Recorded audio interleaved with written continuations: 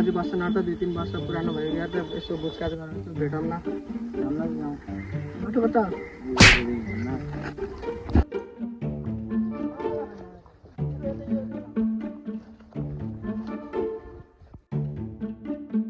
केटा यहाँ बाबाले जे मागो त्यही दिन्छन् अर्थ तैँले के माग्छस् त म त यति युवती माग्ने हो धेरै थोप्रै छ यो बेच्न लाग्ने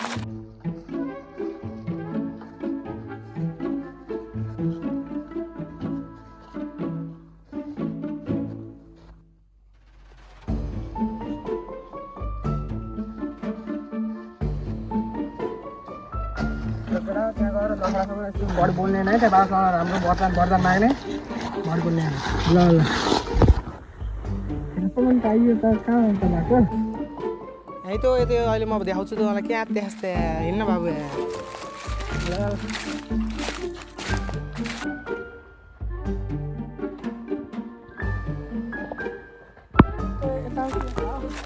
जता पनि त चुप्लाएर हिँड्न म जता पनि हिँड्ने जान्थ्यो त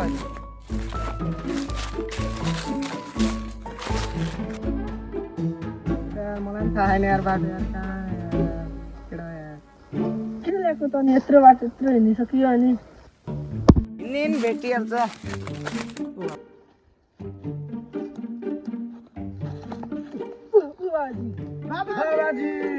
होइन केटा जाम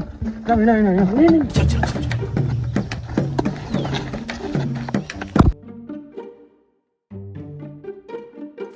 विराट बाटो त लाग्छ अप्ठ्यारो छ यस्तो भिड छ कहाँ जाने हो त जाम म एकछिन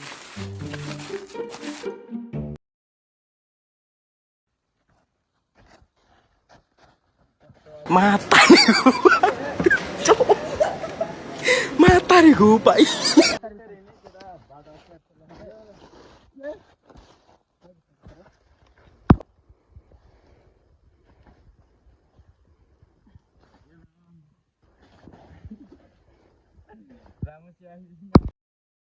केटा यार बाटो अप्ठ्यारो बहुत बाटो अप्ठ्यारो छ है ल राम्रोसँग आयो ल केटा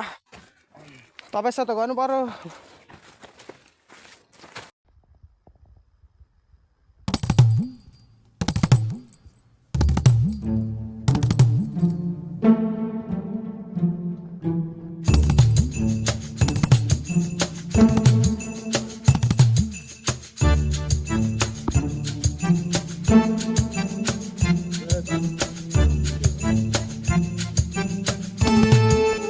दर्शन बाबाजी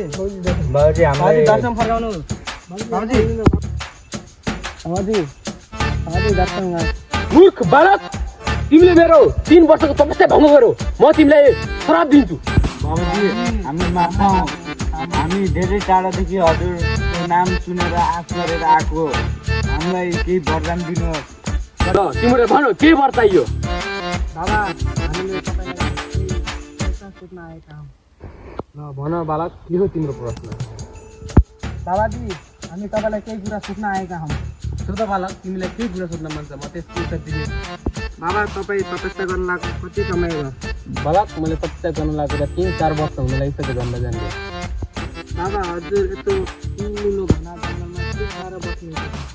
बालक म यहाँका जनावरसँग धेरै घुमिल भएको छु यहाँका जनावरहरूले मलाई कन्दमूलहरू फलफुलहरू ल्याएर दिन्छन् त्यही खाएर बस्छु बालक म अरू केही प्रश्न सोध्न छ कसैलाई बाबाजी तपाईँ यहाँ यस्तो तपस्या गर्नुको कारण के हो बस्नुको कारण के हो बाबाजी बालक यो मेरो कहानी त धेरै लामो छ हेर मलाई कोही केटीले मन नपराउने कोहीले हेर्दा नहेर्ने भए अनि म धेरै डिप्रेसनमा भएँ हेर बालक त्यसपछि म आएर यस्तो भएँ ढुङ्गे बाबा गप